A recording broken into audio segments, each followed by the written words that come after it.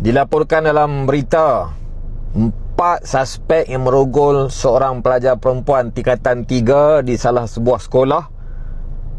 Dibenarkan suspek itu mengambil peperiksaan SPM.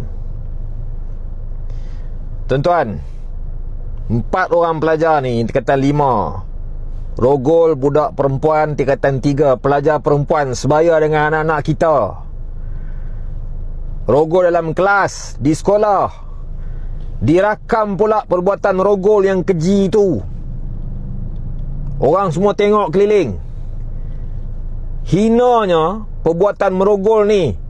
Berdosa, hina, keji, jijik, tak ada peri kemanusiaan. Tiba-tiba dibenarkan 4 orang suspek itu ambil peperiksaan SPM dengan alasan pendidikan mereka mesti diberi jaminan. Yang kena rogol tu budak perempuan tu kira macam mana? Masa depan dia macam mana? Trauma kepala otak dia macam mana? Emosi dia macam mana? Keluarga dia macam mana?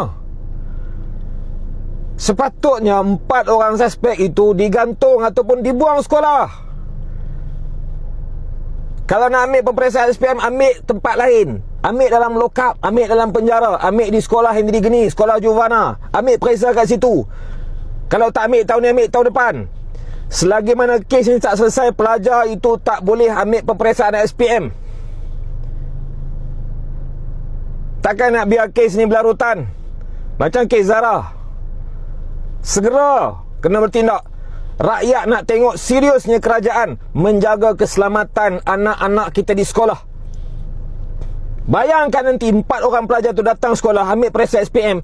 Dia rogol orang, tapi dia boleh bergerak ke sana kemari dengan bebas, siap boleh ambil peperiksaan SPM. Apa perasaan pelajar yang dirogol tu? Apa perasaan mak ayah budak tu?